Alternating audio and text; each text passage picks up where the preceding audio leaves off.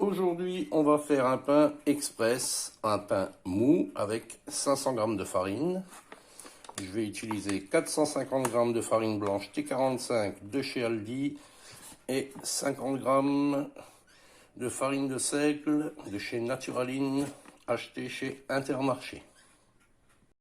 On pourrait tout aussi bien utiliser 500 g uniquement de cette farine, ou une autre T45 de chez Lidl, de chez Norma, de chez Intermarché, de chez Leclerc, ou une T55, c'est pareil. Là, je rajoute 50 g de seigle parce que j'aime bien. Voilà pour la farine. On ajoute 10 g de sel. On ajoute 10 g de levure sèche boulangère. Ici, c'est celle du Norma.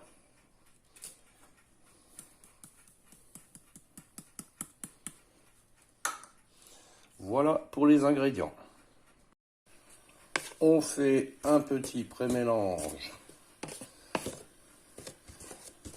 dans le bol du robot.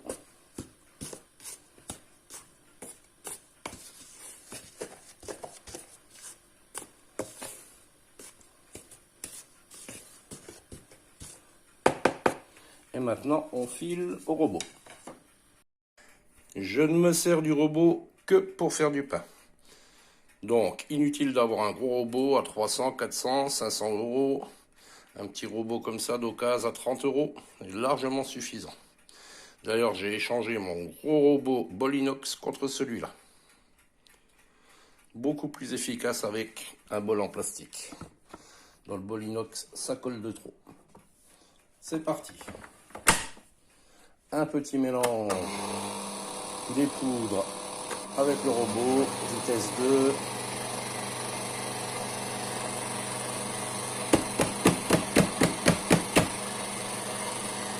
Une minute. 330 g ou millilitres d'eau du robinet que j'ai toujours à ma disposition dans une bouteille. C'est de l'eau qui est reposée. Donc elle est à température ambiante. Je place mon robot en vitesse 1 et j'ajoute mon eau à la seringue comme d'habitude.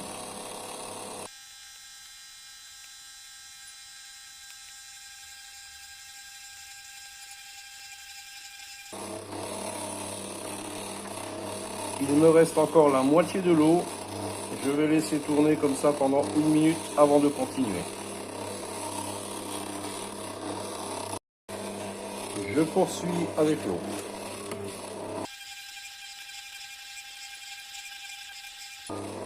Il est possible que la pâte vienne coller contre la surface du bol, et si ça arrive, je vous montrerai ce qu'il faut faire.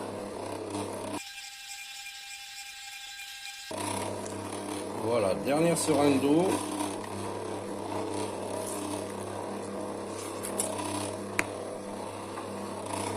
Et je passe en vitesse 2.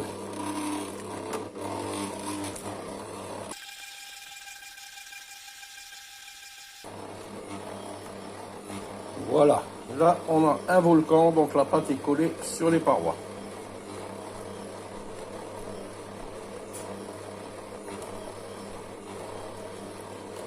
Prudemment, je vais la décoller et la ramener vers le crochet.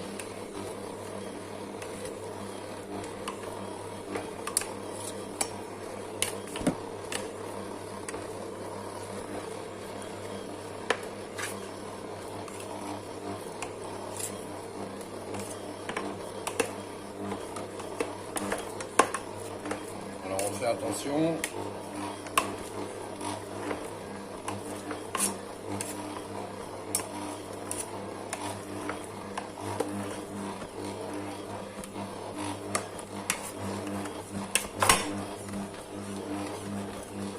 Voilà.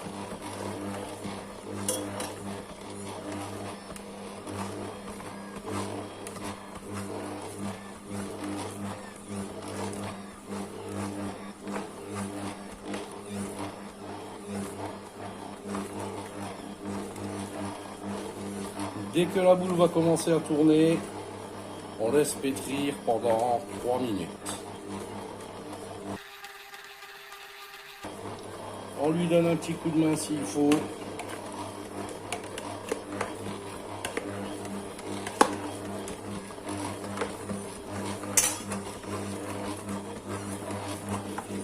Voilà, c'est parti. 3 minutes comme ça. On peut couper si nécessaire pour faire redescendre la partie haute vers le bas.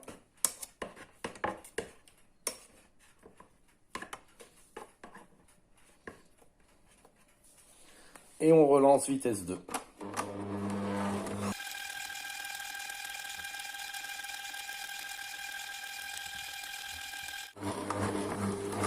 Voilà, pétrissage terminé, on va arrêter le robot.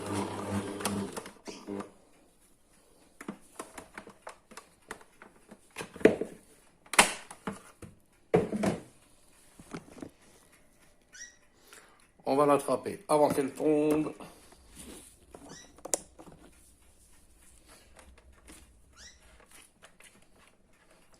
Je retire le crochet et je vais sur le plan de travail. Je dégage ma pâte. Alors je mets des gants. Ce n'est pas parce que j'ai peur de la farine. C'est parce que je fais de la chaudronnerie. Et il y a toujours des petites crevasses avec du noir. Et en vidéo, surtout pour faire à manger, ça le fait pas. À ce stade, la pâte est dure. On n'en fera rien. Donc, je lui donne, on va dire, une préforme. Je ne la touche pas avec les mains et je ne la brusque pas. En bref, je ne fais pas de rabat, je ne la replie pas, je ne fais rien. Je la couvre avec du papier du papier fraîcheur, pardon.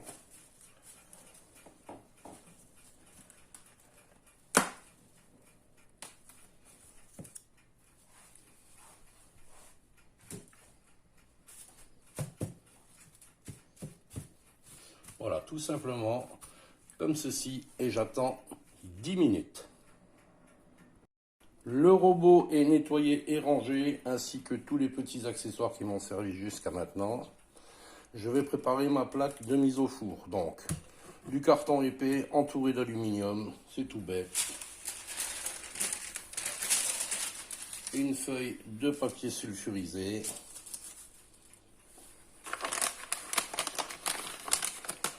On va fariner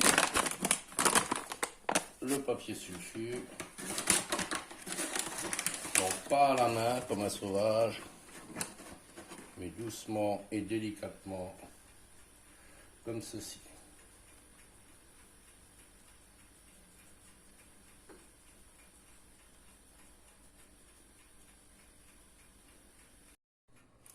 « 10 minutes de repos écoulées. Je retire ma feuille.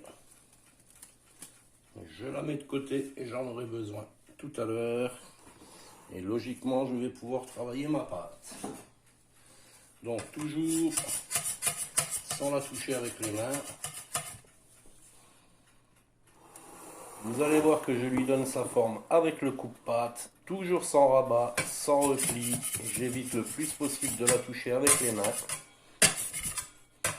Si c'est plus fort que vous et que vous décidez quand même de faire des rabats ou des replis, la recette est morte.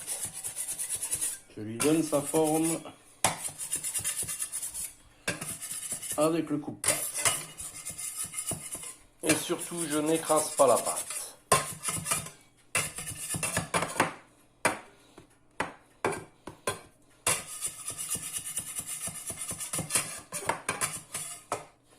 Maintenant, je vais fariner.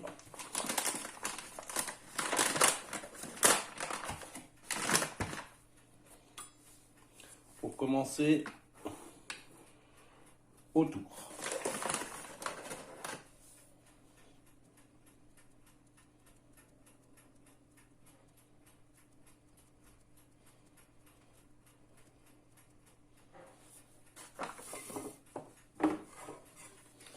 Je glisse la farine sous la pâte avec le coupe-pâte.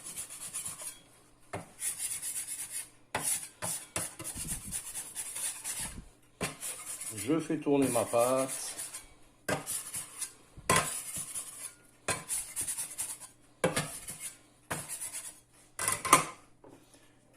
Et je renouvelle l'opération.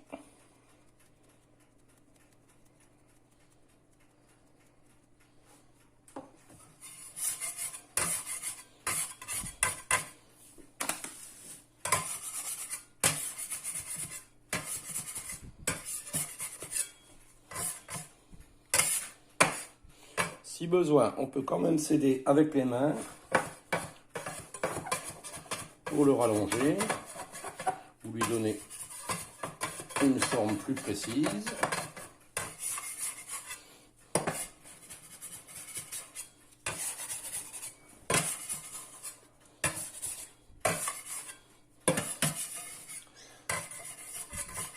Voilà qui sera pas mal. Maintenant, je farine le dessus.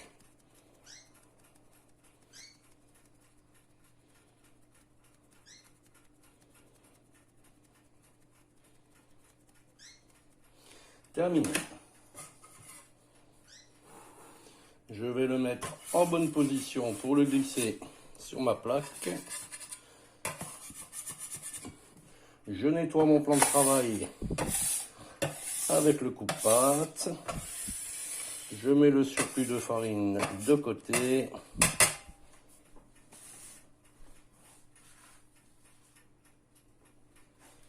Je présente ma plaque.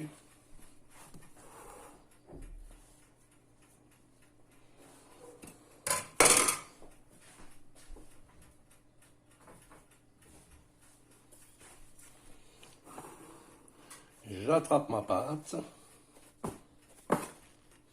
comme ceci, et je viens la déposer au milieu sur ma plaque. Si vous décidez de mettre cette pâte dans un moule, la recette est morte. On le fait sur une plaque dans le four. Je nettoie mon plan de travail ici, grossièrement.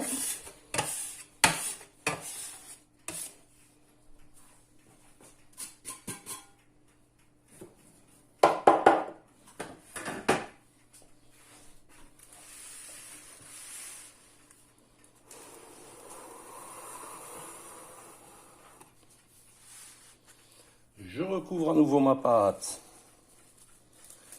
avec le papier fraîcheur.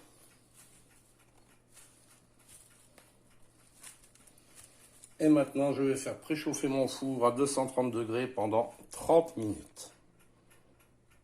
Le four a préchauffé pendant 30 minutes.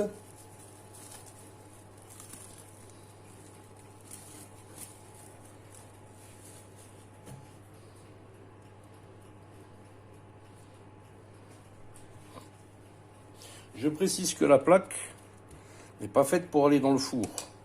C'est uniquement pour faciliter la mise au four de la pâte. C'est-à-dire, j'attrape la plaque de cette façon. Je glisse mon pouce en dessous. Je me présente face au four. J'attrape mon papier, je tire et je glisse la pâte dans le four.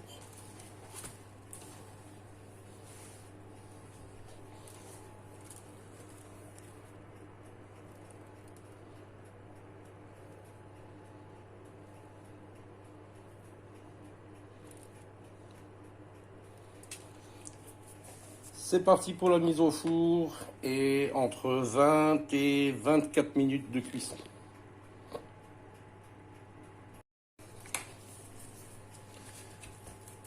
La pâte est dans le four.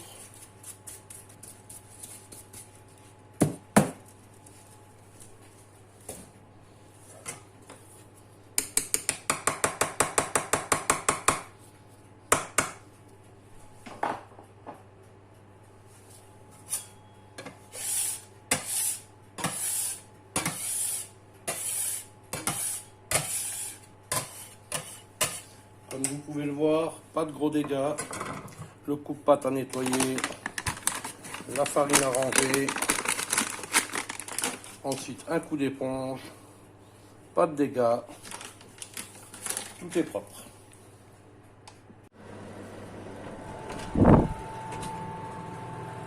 Voilà, 22 minutes de cuisson. Ce sera suffisant. On va le laisser bien refroidir sur sa grille. Donc, au toucher, la croûte est dure. Mais comme je le disais au départ, ça va devenir un pain mou, y compris la croûte. Voici donc un pain facile à faire,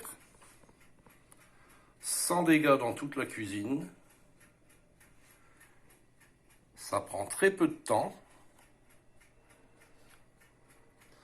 Alors évidemment, on n'est pas dans un pain au levain, etc., etc. On ne va pas comparer ce qui n'est pas comparable.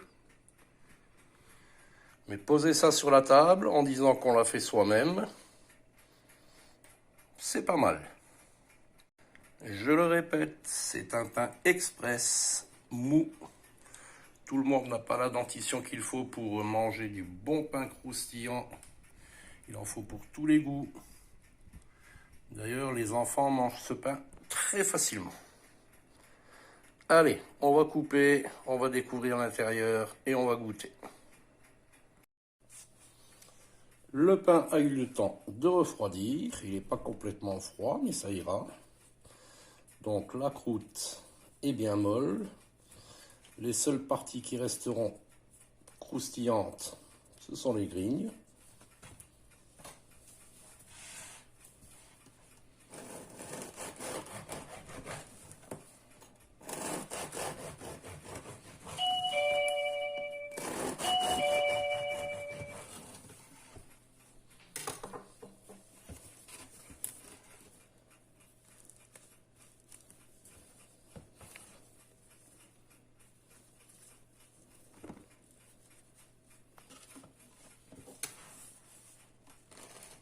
On va le goûter.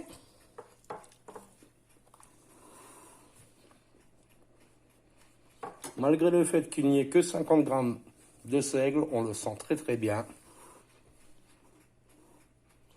On va dire que c'est un bon pain.